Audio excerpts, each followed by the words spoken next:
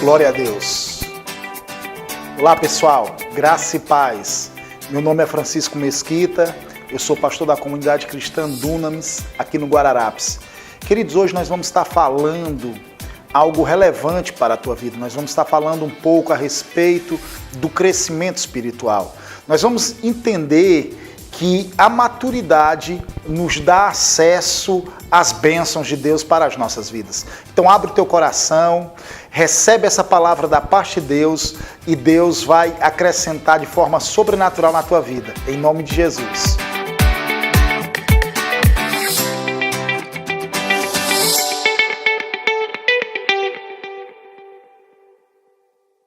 Você tem confiado na bondade, na misericórdia de Deus a cada dia?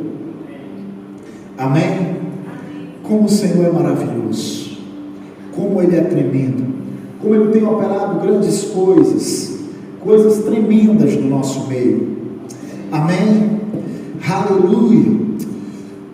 Eu gostaria de estar conversando com você esta noite, falando um pouco a respeito de crescimento espiritual. Amém? Queridos, nós temos que entender que faz parte da vontade de Deus para a minha vida e para a tua vida que nós continuemos avançando. Amém? Que nós continuemos progredindo de forma sobrenatural. Deus, Ele planejou coisas gloriosas para mim e para você. E nós, de fato, como seus filhos, nós temos que entender que para cumprirmos o propósito legal de Deus para as nossas vidas, nós temos que contar com Ele. Eu gostaria que você abrisse sua Bíblia lá na primeira carta de Paulo a Timóteo, no capítulo 2. Capítulo 2 de Timóteo. Eu gostaria de ler com você a partir do verso 1.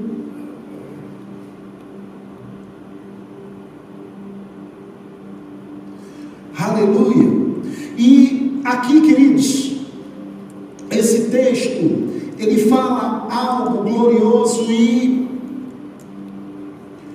a respeito de uma grande responsabilidade que foi confiada a mim e a você como igreja. Amém? Como a noiva de Cristo, como seus filhos e seus representantes sobre a terra. Eu acho interessante que nesse tempo que nós estamos vivendo um tempo de eleições no país. É um tempo atípico de tudo que eu já vivi antes. Essas eleições, elas estão diferentes, o clima está diferente de tudo que nós vivemos nesses últimos dias. Estamos vivendo um tempo conturbado e nós, como igreja, não podemos nos envolver. Quando eu falo com esta confusão e conturbação que está no meio político, mas nós, como igreja, nós temos que fazer o nosso papel de igreja. E o nosso papel de igreja que nos foi confiado como cristãos, eu estou falando espiritualmente falando. Eu entendo a questão do voto.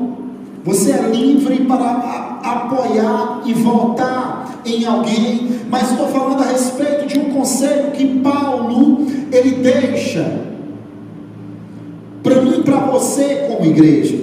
Amém? E no verso 1 ele começa falando o seguinte: antes de tudo, eu acho interessante, queridos, essa primeira afirmação de Paulo. Amém? Trazendo como e nos mostrando, dando ênfase, trazendo como uma prioridade em nossas vidas, como cristãos. Ele diz assim: antes de tudo, pois, exorto que se use a prática de quê? Súplicas. O que são súplicas? Orações direcionadas, orações específicas. Amém? Orações, intercessões e ações de graças em favor de todos os homens. Em favor de quem, irmãos? De todos os homens. A Bíblia está dizendo que eu devo orar por todos. Sim ou não? A Bíblia está dizendo que eu e você, nós temos que orar por todos os homens. Amém? Porque o homem é algo precioso à vista de Deus. O homem sem exceção. Deus, Ele ama o homem. O homem é a primícia da criação de Deus. Amém? Aí ele diz o seguinte: em favor dos reis e de todos os que se acham investidos de autoridade. Para quê? Para que vivamos vida tranquila e mansa, com toda a piedade e respeito. Verso 3: isto é bom e aceitável diante de Deus, nosso Salvador. A Bíblia fala que eu e você, nós temos que se utilizar de súplicas, orações, intercessões e ações de graças por todos os homens. Para quê? Para que eu e você venha ter uma vida boa e tranquila sobre a terra. Nós temos que orar por todos os homens e também por todos aqueles que são revestidos de autoridade. Todos aqueles que são revestidos de autoridade. Nós temos que orar. A nossa função como igreja e como cristão é nos colocar na brecha e orar por essas pessoas. Amém? Orar por essas pessoas. Por quê? Porque isto, a Bíblia fala, é bom e aceitável diante de Deus, nosso Salvador. Qual a postura boa e aceitável da igreja? É orar. Antes de quê? Antes de tudo, antes mesmo de eu emitir uma opinião, eu e você, nós temos que orar. Antes mesmo de abrirmos a boca e muitas vezes defamarmos alguém, nós temos que orar. Nós temos que orar. É uma obrigação da igreja orar. Amém? Meu querido, eu estou falando isso. Pastor, o que é que isso tem a ver com maturidade espiritual? Você vai ver que tem tudo a ver com maturidade espiritual. Tem tudo a ver. Amém? Porque o cristão o cristão maduro é o cristão espiritual. E o cristão espiritual é aquele que tem uma consciência maior das coisas do Espírito. É aquele que é motivado, ele é guiado pela eternidade. Ele tem mais consciência das coisas eternas do que das coisas naturais. Amém? Por que Paulo ele dá um conselho, escrevendo aos Filipenses no capítulo 4, ele diz assim: alegrai-vos sempre no Senhor. Aí ele diz: outra vez eu vos digo, alegrai-vos. Aí ele diz: seja a vossa moderação conhecida diante de todos os homens, porque perto está o Senhor. Amém? Ele diz assim: alegrai-vos sempre no Senhor. Outra vez eu digo, alegrai-vos. E queridos, nós sabemos que os cristãos, eles estavam passando um momento de provação. Eles estavam sendo provados. Eles estavam sendo perseguidos naquela época. Ele direcionou esta carta original naquele tempo. É claro que nós entendemos que a carta de Paulo aos Filipenses é uma carta universal, direcionada a todos os cristãos em todas as épocas e em todos os tempos, nesta dispensação que nós estamos vivendo, que nós conhecemos como dispensação da graça. Mas ela originalmente foi direcionada e depois ela começou a ser compartilhada, porque eles entenderam que eram instruções válidas e inspiradas do coração do próprio Pai, em um momento em que os cristãos eles estavam sendo perseguidos, eles estavam tendo seus bens espoliados, eles estavam sendo saqueados, eles estavam sendo martirizados, eles estavam sendo lançados em estádios para lutar com feras, eles estavam sendo queimados vivos, sendo usados pelo Império Romano para iluminar ruas. Dentro desse contexto e nesta situação, Paulo direciona uma carta e diz assim: olha, deixa eu te falar algo, deixa eu te dar um conselho útil, alegra-te no Senhor. E ele diz assim: alegrai-vos sempre no Senhor. Quando foi que Paulo disse? Sempre. Paulo está dizendo que eu devo me alegrar com aquilo que o diabo está fazendo na minha vida, com o martírio, com a perseguição? Não, ele está dizendo o seguinte: olha, existe uma fonte inesgotável de alegria, e esta fonte é o Senhor. Existe uma fonte inesgotável de alegria dentro de você, e você pode conectar esta fonte você pode manifestar essa alegria. Por quê? Porque, amados, o fruto do Espírito é uma realidade na minha vida e na tua vida. Se nós nascemos de novo, da mesma forma que uma videira saudável, bem plantada, bem regada, bem adubada, ela está apta para produzir bons frutos, independente da situação, independente do solo. Na verdade, as pessoas dizem que quanto pior o solo, quanto mais rochoso o solo, quanto mais a videira ela sofre para expandir e firmar suas raízes, mais o fruto é precioso, mais o fruto é doce. Sim ou não? E queria dizer, isso infelizmente é uma realidade na vida do cristão. Sabe por quê? A perseguição, ela muitas vezes serve para purificar a igreja. A perseguição, ela serve para purificar a igreja. Nesses países fechados, esse país da janela 1040, que fazem parte ali o norte da África, pega todo o Oriente Médio ali, que são países fechados de maioria muçulmana, países ditatoriais, autoritários, que são inimigos de Cristo, que são inimigos dos cristãos, que querem matar os cristãos. Todo crente nessas nações são crentes de verdade. Sabe por quê? Porque eles servem ao Senhor e eles estão dispostos a dar a sua própria vida pela sua crença, por aquilo que eles acreditam, por aquilo que eles creem. E por que muitas vezes o nosso evangelho é tão diluído aqui no Ocidente, em um país como o Brasil, como o nosso? É porque as pessoas, elas servem ao Senhor de forma leve, elas levam uma vida leviana, elas fazem aquilo que se encaixa na sua visão, e se eles não concordam com alguma coisa, ou se lhe custa ter um preço a ser pago, eles abrem mão daquilo, e eles continuam indo para a sua reunião social no domingo, na igreja, rever os amigos, mas a sua vida não tem verdadeiramente transformação. E eu costumo dizer, queridos, que evangelho não concorda, não está alinhado com vida não transformada. Você, para abrir a boca, e eu, para abrir a nossa boca e dizermos que somos um cristão, nós temos que mostrar e revelar as marcas de Cristo em nossas vidas. Amém? E eu acho interessante que Paulo diz assim: olha, alegrai-vos sempre no Senhor. Outra vez eu digo, alegrai-vos, seja a vossa moderação conhecida de todos os irmãos. Por quê? Porque perto está o Senhor. Aí ele continua dizendo assim: não andeis ansiosos de coisa alguma, em tudo porém sejam conhecidas diante de Deus as vossas petições, pela oração e pela súplica com ações de graças. Aí ele fala, ele diz assim: e a paz que excede todo entendimento vai guardar o teu coração e a tua mente. Verso 7.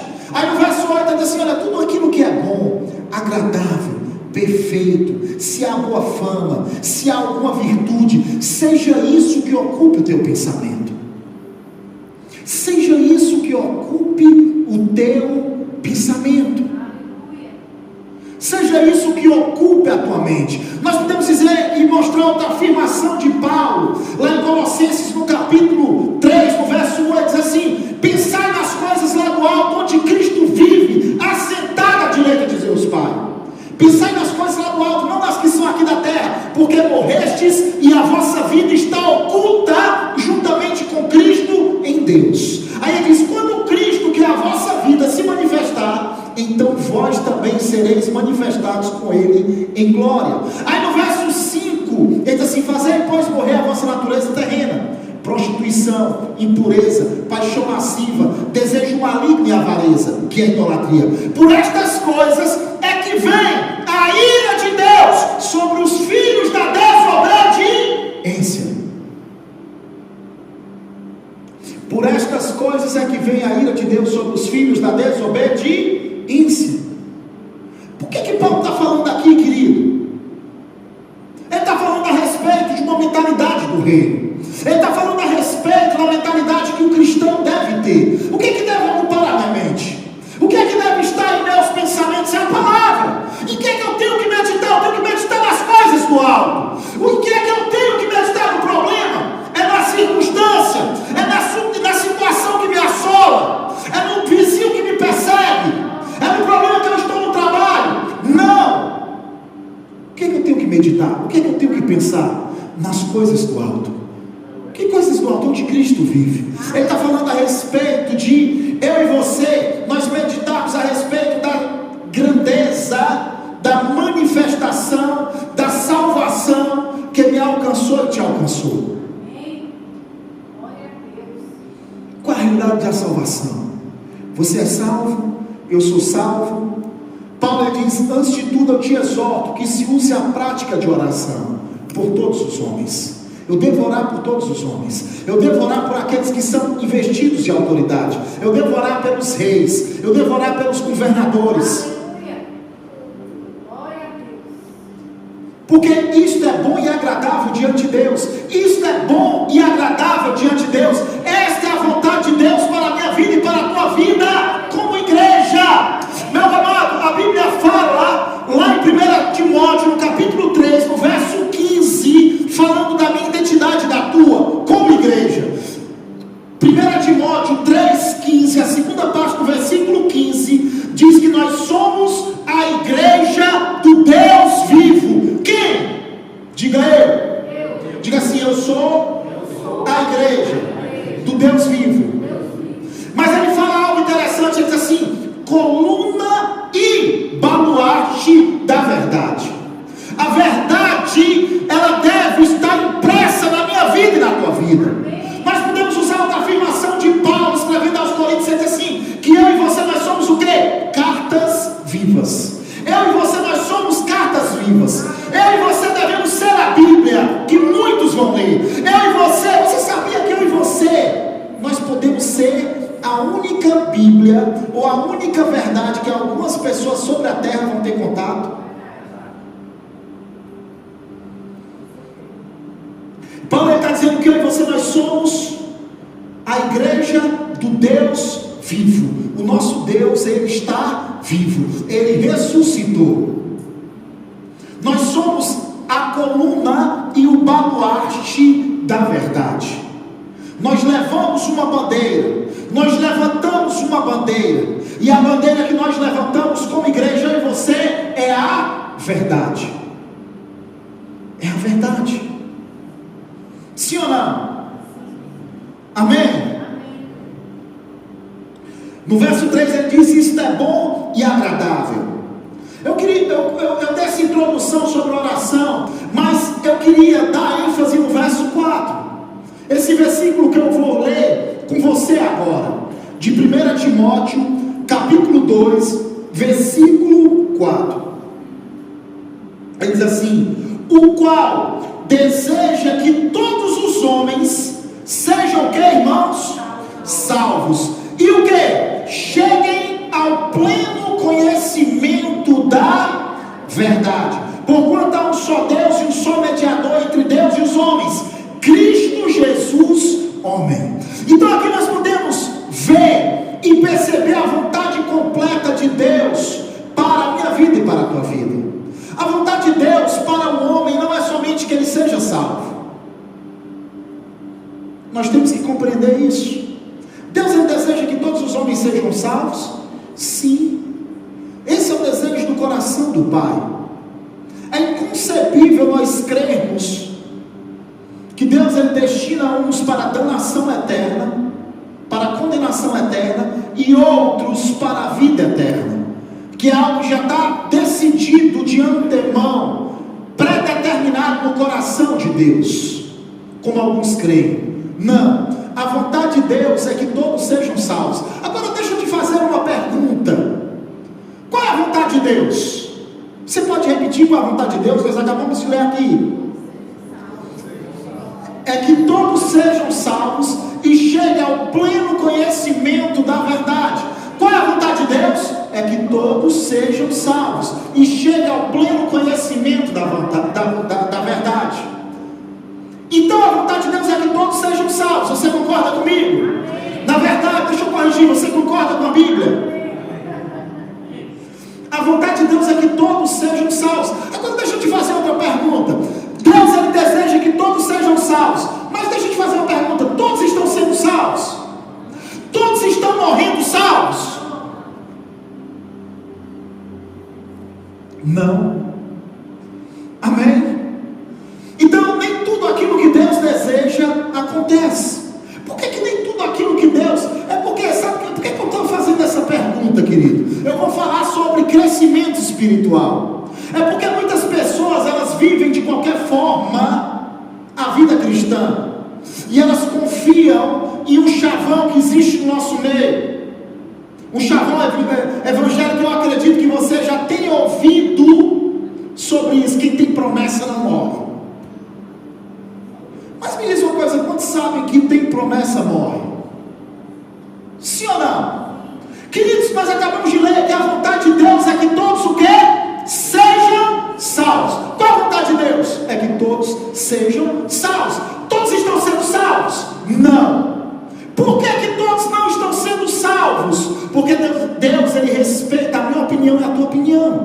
Deus, ele criou cada ser como agente moral livre. Eu estou falando de homens e de anjos. Anjos se rebelaram em meio a um ambiente perfeito, em um ambiente celestial de perfeição, onde não existia pecado.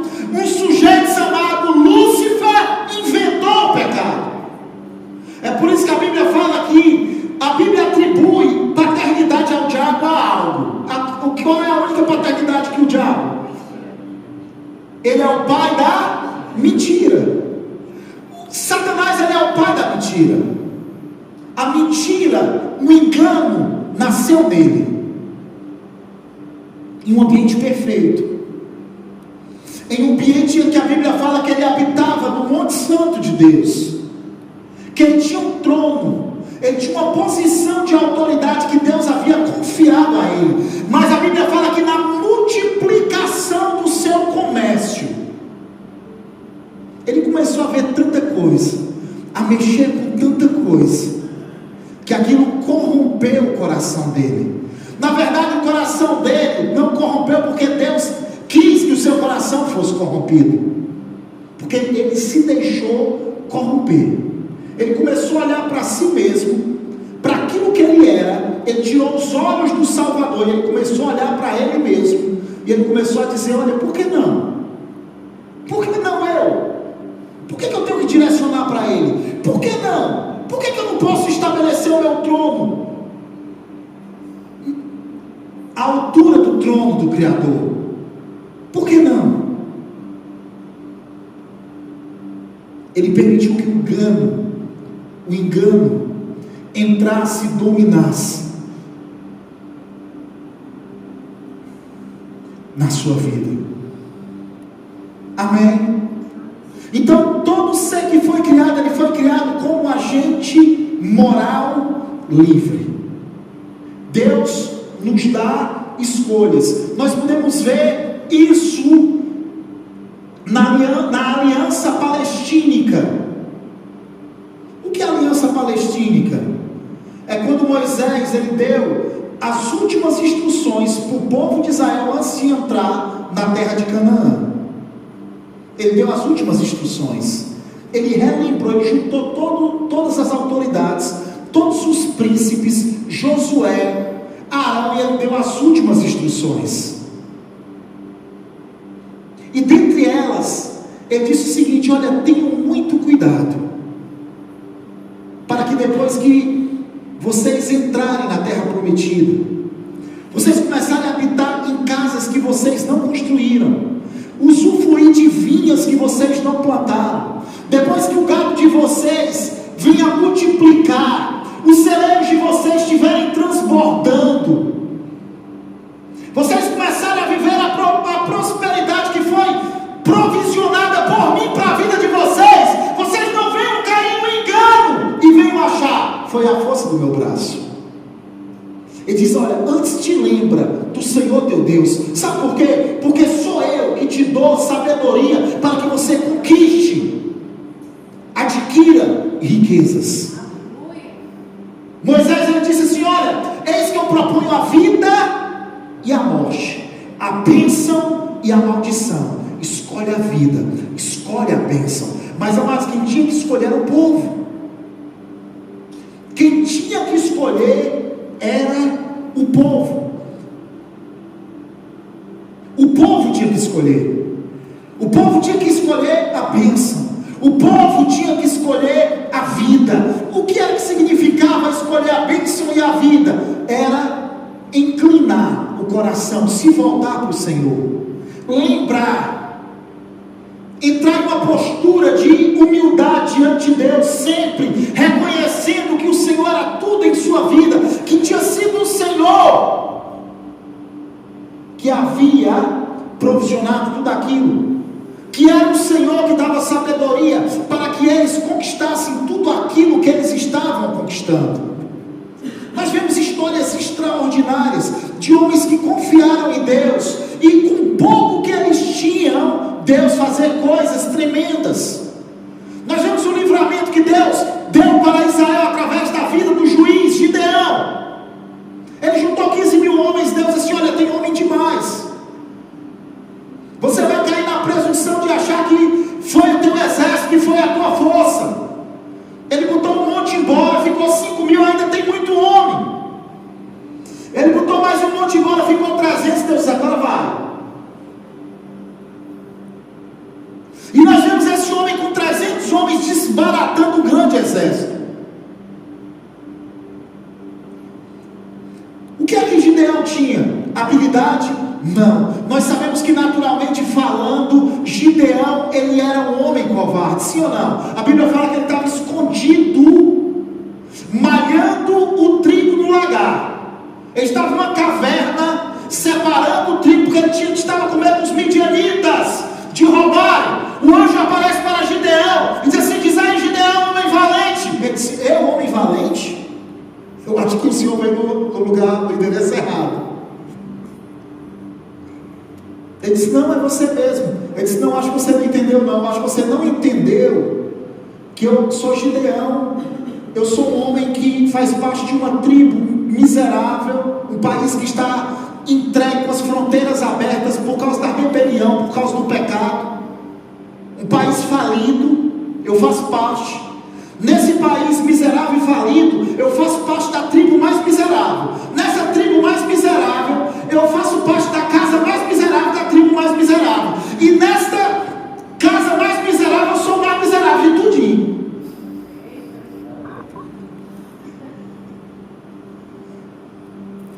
Olha a visão que Gideão tinha dele mesmo.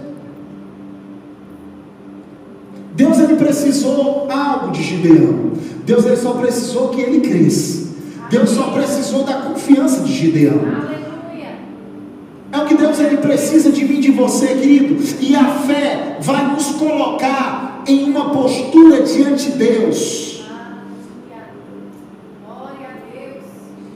prontos para receber aquilo que ele tem reservado para as nossas vidas. Amém?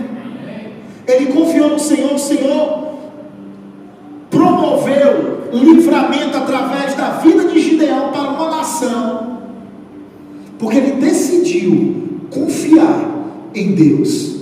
Ele decidiu atender ao seu chamado. Ele decidiu obedecer aquilo que Deus estava requerendo dele. E, amados, o caminho para a maturidade espiritual é esse daí. Qual é o caminho para a maturidade espiritual? É a obediência. Amém? Nós temos que obedecer. Não basta somente você ficar e eu abrindo a nossa boca como papagaio dizendo: olha, eu tenho promessa. Mas onde estão as promessas? O que você tem feito com estas promessas? O Renan, eu pensei que ele fosse inspirado por Deus, pregar a minha pregação nessa noite. Ele falou em Timóteo, mas ele falou algo interessante a respeito de Paulo, lembrando a Timóteo, para que ele lembrasse e reavivasse o dom que estava dentro dele, que foi transmitido a ele através da imposição de mãos de Paulo e do presbitério. Reaviva o dom que há em ti. Como ele ia reavivar? Meu querido, como é que nós reavivamos o dom? Praticando. Como é que nós reavivamos o dom? Andando em obediência naquilo que Deus tem requerido de mim e de você. O fato de Deus querer algo não quer dizer que aquilo vá se cumprir se nós não obedecermos. Amém? Se nós não obedecermos, não tem como usufruirmos. Eu gostaria que você abrisse, eu gostaria de ler um texto com você, lá em 1 Coríntios.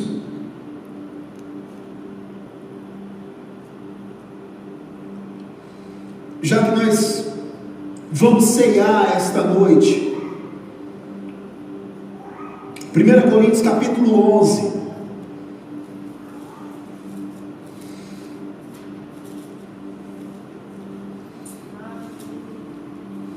Um texto que fala da ceia.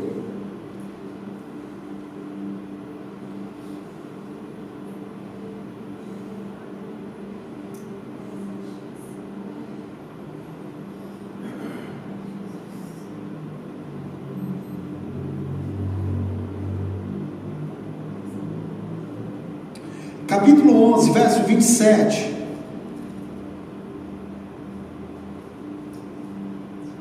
Ele diz o seguinte: por isso aquele que comeu o pão ou bebeu o cálice do Senhor indignamente, ele será o que, irmãos?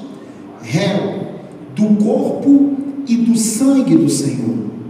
Queridos, nós temos que entender que é uma carta direcionada para a igreja, para mim e para você. Paulo está falando a respeito de uma instrução específica. Que tipo de instrução que Paulo está falando aqui? A respeito da celebração da ceia. O que é que nós celebramos na ceia? Nós relembramos tudo aquilo que Jesus fez e completou por cada um de nós na cruz do Calvário. Nós relembramos quem de fato nós somos nele. Amém? E aqui ele está falando a respeito de ser participante da ceia de forma indigna. Quando nós participamos da ceia de forma indigna, nós passamos a ser o quê? Réus do corpo e do sangue do Senhor. Agora deixa eu te fazer uma pergunta. Paulo ele falou isso para que eu e você não participe da ceia? Não. A intenção da advertência de Paulo não era privar ninguém da ceia, pelo contrário. O que é que nós celebramos na Santa Ceia? Nós celebramos a nossa unidade. Quando nós relembramos daquilo que Jesus fez na cruz do Calvário por cada um de nós, nós relembramos e começamos a entender mais aquilo que nós somos, aquilo que nós temos, porque nós passamos a nos ver nele. E quando nós passamos a nos ver nele, como membros do seu corpo, nós entendemos que nós somos um com ele e nós somos uns com os outros. Porque nós, como igreja, nós compomos o corpo de Cristo. Nós fazemos parte dos muitos membros do corpo de Cristo. Amém? E Paulo ele falando sobre isso em 1 Coríntios no capítulo 12, ele diz assim: olha, se o membro sofre no corpo, mesmo que ele seja aquele membrozinho mais insignificante, o menorzinho, se ele sofre, o que é que acontece? Todo o corpo sofre junto. Se o membro é atingido, o corpo inteiro é atingido. Mas também, se o membro é honrado do corpo, o que é que acontece? Todo o corpo também, da mesma forma, é honrado. E aqui Paulo está dizendo o seguinte, a respeito de alguns que estavam participando da Santa Ceia de forma indigna. Então ele estava dizendo que não era para essa pessoa participar? Não. Paulo, na verdade, ele está fazendo uma advertência advertência para que aquele que tivesse com essa postura, ele corrigisse essa postura e depois participasse. Tanto que nós vamos ver assim, aqui no verso 28, olha só o que ele diz: examine-se, pois, o homem a si mesmo, e depois de se examinar, o que ele diz? E assim coma do pão e beba do cálice. Então Paulo está dizendo o seguinte, que eu devo me examinar. E essa palavra examinar, no original, o sentido dela, de acordo com o dicionário bíblico Strong, é separar, é fazer uma separação do que presta, do que não presta, do que é puro e do que é impuro. Nós temos a capacidade de fazer isso, queridos, nós como igreja? Claro que nós temos. Nós temos a vida de Deus, nós temos a natureza de Deus, o Espírito de Deus, Ele habita em mim. A Bíblia fala que eu e você, lá em Hebreus 12, nós temos que lidar com o pecado que tenazmente nos assedia, mas nós temos que lidar também com pesos e embaraços. Sim ou não? Então existem coisas, existe um pecado, e nós sabemos que o salário do pecado é a morte, e continua sendo a morte, mesmo depois que eu e você nos convertemos. Nós temos que entender isso. Amém? Nós sabemos que o pecado ele tem a capacidade de nos endurecer, nos deixar insensíveis espiritualmente. O pecado ele traz endurecimento. Nós vemos isso lá em Hebreus no capítulo 3, que alguns foram endurecidos pelo pecado. O pecado ele cauteriza a minha e a tua consciência. O que é a consciência do cristão? É a voz do espírito humano. Nós temos uma voz interior, nós temos algo dentro de nós, um alarme, podemos dizer assim, uma nota, que quando nós pecamos, aquilo nos avisa. Sim ou não? Meu amado, se eu e você, nós verdadeiramente somos nascidos de novo, nós quando cristãos, fazemos alguma coisa errada, nós sabemos que estamos fazendo aquilo errado. Eu tive um pastor que ele era meio exagerado, ele dizia o seguinte: o cristão, quando ele faz algo que não que é contrário à vontade de Deus, ele sente o sentimento que ele tem como se ele tivesse um gato azunhando ele por dentro. Para explicar esta voz interior, este alarme interno que todos nós temos, que nós chamamos de consciência, ou a voz do espírito humano. Tanto que Paulo fala lá em 1 Coríntios no capítulo 2, é assim: quem conhece as coisas do homem, senão o seu próprio espírito que nele está? Assim também as coisas de Deus, quem conhece, senão o seu próprio espírito? O Espírito de Deus, aquele que prescruta as profundezas de Deus. Ele prescruta as profundezas de Deus. Da mesma forma que o Espírito de Deus, ele prescruta e ele compreende Deus, ele entende Deus, porque ele é Deus, ele tem a mesma natureza. O Espírito do homem compreende o homem. Quem conhece as coisas do homem, senão o seu próprio Espírito que nele está? Então eu e você, quando nós pecamos, nós sabemos que pecamos, nós sabemos quais são os pesos que existem em nossas vidas, nós sabemos aquelas coisas que têm que ser tiradas da nossa vida, que não chegam a ser pecados, mas que roubam a nossa força, que roubam o nosso potencial, que tem a capacidade de nos deixar lentos. Nós sabemos, nós como cristãos sabemos, nós como cristãos entendemos o que tem que ser tirado, o que tem que ser arrancado das nossas vidas. Sim ou não? Nós sabemos de fato, nós entendemos de fato. E Paulo diz que quem é que tem que lidar com isso? Eu e você. Somos nós que temos que lidar com isso. Nós temos que lidar com isso. Nós como cristãos. Aleluia. Amém? Então, quando Paulo ele fala isso, escrevendo aos cristãos em relação à ceia, ele não está falando para que ceia, para que a igreja discipline o cristão. Você está disciplinado, você não vai ceiar, você vai passar 50 cultos de ceia sem ceiar, sua disciplina. Não, Paulo não está falando isso. Paulo está dizendo o seguinte: olha, você tem que se examinar. Você, como cristão, como aquele que tem a vida de Deus, você sabe em que área você deve lidar na tua vida. Você sabe aonde estão os pecados, aonde estão os pesos, e você tem que lidar com esses pecados e com esses pesos. E o Senhor, Ele já nos deu capacidade, né? Eu costumo dizer, as pessoas, elas vêm para a gente, né, com perguntas como essa, né? Uma vez um irmão lá no Rio de Janeiro, ele chegou para mim e disse assim: pastor, é pecado fumar? Aí eu cheguei para o irmão e disse assim: abençoado, por que tu não me pergunta se é pecado tomar uma Coca-Cola ou beber um Guaraná Antártica? O simples fato de existir essa dúvida dentro de você é porque o Espírito de Deus está te incomodando em relação a isso. Aí eu disse até para ele, eu brinquei, não existe nenhum versículo nas escrituras da Bíblia que diz assim: não faça da tua boca um fogo incandescente dentro do teu nariz uma chaminé. Não existe esse versículo, né? Não existe esse versículo nas escrituras. Mas se o próprio Deus, Ele está falando comigo e com você, se eu estou me incomodando com algo que eu estou fazendo, como Paulo diz, o simples fato de não proceder da fé, nisso eu estou pecando.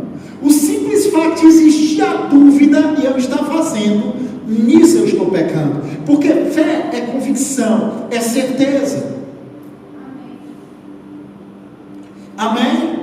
Fé é convicção. E meu amado, se você se deixa dominar por qualquer coisa, isso vai influenciar diretamente na tua vida espiritual.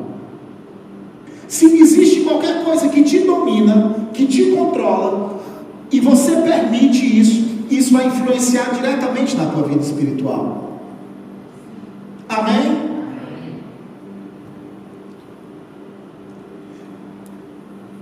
Aí no verso 28 diz assim: examine-se, pois, o homem a si mesmo, e assim coma do pão e beba do cálice. Pois quem come e bebe sem discernir o corpo, come e bebe juízo para si. Olha só que coisa tremenda. Aí no verso 30 ele fala o seguinte: eis a razão porque há o que, irmãos?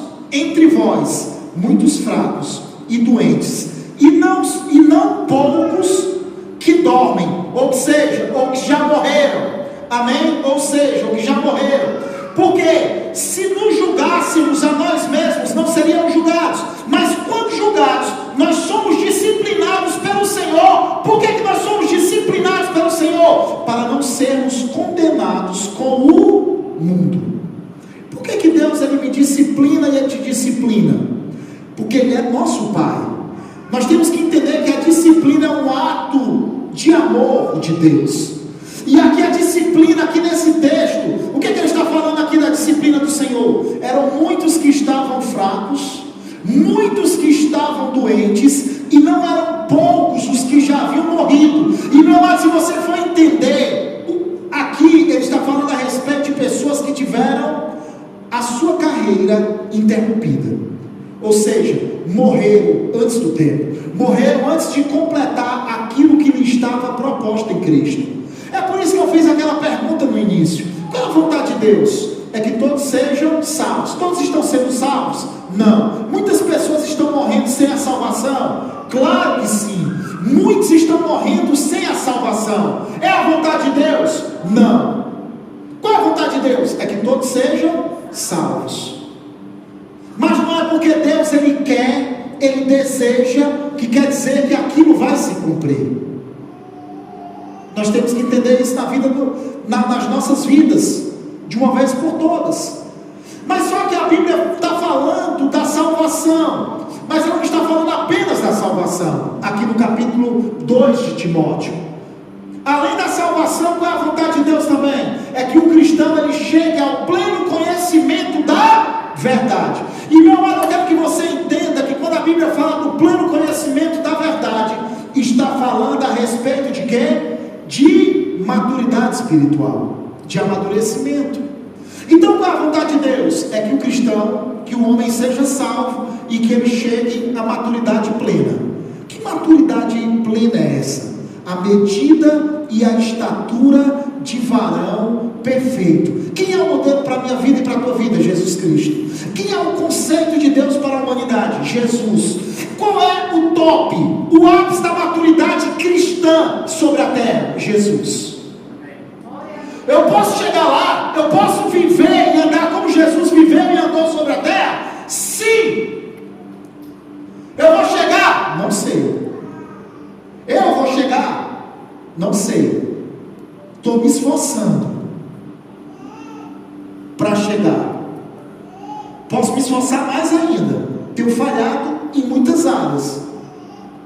Posso me esforçar mais ainda. Mas qual é o modelo? Qual é o conceito de homem perfeito na mentalidade de Deus? Jesus. É por isso que ele se fez homem. É por isso que ele foi tentado em todas as coisas à minha semelhança. É por isso que ele chorou. É por isso que ele teve fome. É por isso que ele teve sede. É por isso que ele teve que orar. É por isso que ele precisou da ajuda dos amigos para intercederem com ele.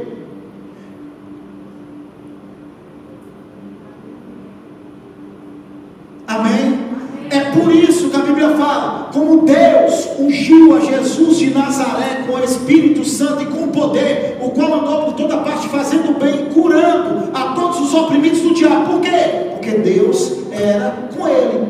Não é porque ele era Deus, é porque Deus era com ele. Por que ele venceu? Porque ele era ungido. Por que ele venceu? Porque ele cresceu. A Bíblia fala que o menino, ele crescia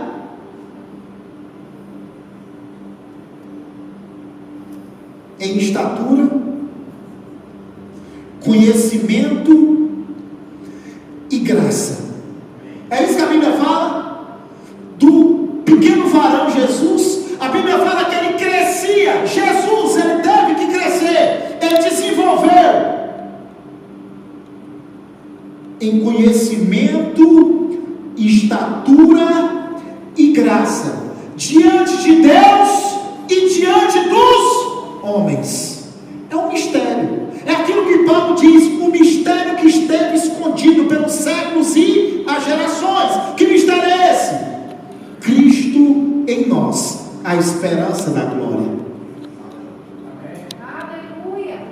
As pessoas não esperavam, não entendiam. Os profetas que profetizaram, eles não entendiam aquilo que eles estavam profetizando. Eles não compreendiam que o próprio Deus se faria homem e viveria como homem, que se despojaria de toda a glória de Deus. Para quê? Pedro, ele diz, para que ele fosse o exemplo perfeito para a minha vida e para a tua vida. Como é que eu devo desenvolver? Como é que eu devo crescer? Em conhecimento, estatura, conhecimento e graça, diante de Deus e diante dos homens. Diante de Deus e diante dos homens. Você acha que para Jesus ele crescer, ele pagou o preço? A Bíblia fala que ele andava quilômetros, pregava durante todo o dia, seus discípulos iam dormir, ele subiu ao monte orar. Sim ou não? Sim. Seus discípulos chegavam para ele e diziam assim: você está com fome? Ele disse: a minha fome, a minha vontade é fazer a vontade do Pai. Você lembra que ele falou várias vezes no Evangelho de João: a minha vontade, eu não vim cumprir a minha própria vontade, mas a vontade daquele que me enviou. Ele, como homem, ele tinha uma vontade que era incompatível com a vontade do Pai. Se ele cedesse aquela vontade, automaticamente ele estaria saindo fora da vontade do Pai. E ele tinha que dominar, subjugar o seu corpo, que foi criado à semelhança de carne pecaminosa. foi tentado, não existe uma virtude em ser tentado. A virtude de fato está no fato de vencermos a tentação. Bem-aventurado não é o que é tentado. Bem-aventurado, como fala Tiago, é aquele que resiste, que vence a tentação. Mas quem são aqueles que vão ser tentados? Todos nós, em toda hora e em todo tempo. E Paulo ele fala que por alguns não discernirem o corpo, eles se encontravam doentes, fracos, e muitos já tinham dormido, ou já haviam morrido. Por quê? Porque não discerniam o corpo. Eles não entendiam quem eles eram. Eles não entendiam o que significava estar em Cristo. Eles não entendiam. E eles estavam paralisados. Mas a prática, e eu vou encerrar agora, que meu tempo já acabou, como fala lá em Hebreus no capítulo 5, o escritor de Hebreus diz, quando eles deviam ser mestres, atendendo ao tempo decorrido, tendes novamente necessidade de alguém que vos ensine de novo quais são os princípios elementares dos oráculos de Deus. Assim vos tornastes como necessitados de leite, e não de alimento sólido. Por quê? Porque o alimento sólido é para os adultos. Quem são os adultos? Paulo ele fala, o escritor de Hebreus ele diz, aqueles que pela prática têm as suas faculdades exercitadas para discernir não somente o bem, mas também o mal. Queridos, nós temos muitas verdades inseridas dentro desse texto. Ele diz o seguinte, olha, o adulto, porque por ele ser adulto, ele está pronto e preparado para se alimentar de que forma? De um alimento sólido. E o adulto é aquele que ele chegou à maturidade pelo quê? Pela prática. Ele praticou, ele exercitou as suas faculdades espirituais, porque ele exercitou, ele amadureceu, ele chegou à prática. E o adulto, ele é aquele que tem a capacidade de discernir.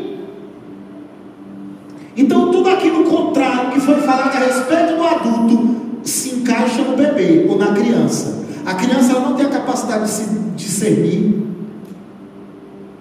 E nós vemos que há um paralelo entre o crescimento espiritual e o crescimento humano natural. Se você soltar uma criança, como João Lucas, meu sobrinho, tudo que ele achar no chão, ele está começando a engatear, tudo que ele achar no chão, ele vai enfiar na boca, e ele vai comer, sim ou não? Por quê? Porque ele não tem a capacidade para discernir.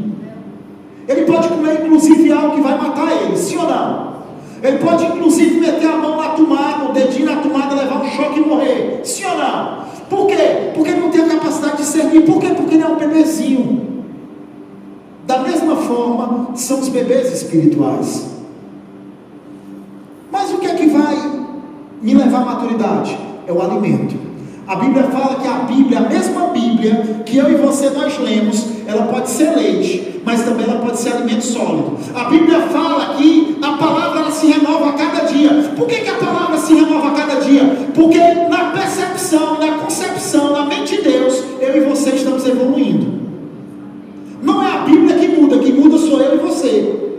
Quem tem que mudar sou eu e você, não é a Bíblia. Então a própria Bíblia, por exemplo, uma pregação dessa aqui, ela pode se transformar em 30 ministrações diferentes, porque cada um vai receber segundo o nível em que se encontra. Então o que eu estou falando aqui vai ser leite para uns, vai ser alimento sólido para outros, vai ser pastinha para outro. Nós estamos falando a mesma palavra. Amém? Então, querido, o problema não é ser criança. O problema, sabe o que é? É você perder o tempo, é você permanecer criança. O problema não é ser criança. Todos começam criança. O grande problema é não crescer. O grande problema é não amadurecer. E como alcançamos a maturidade? Através da prática. Como alcançamos a maturidade? Praticando, vivendo a palavra. Amém? Vivendo a palavra. Aleluia. Diga assim: eu vou avançar, eu vou crescer, eu vou desenvolver espiritualmente.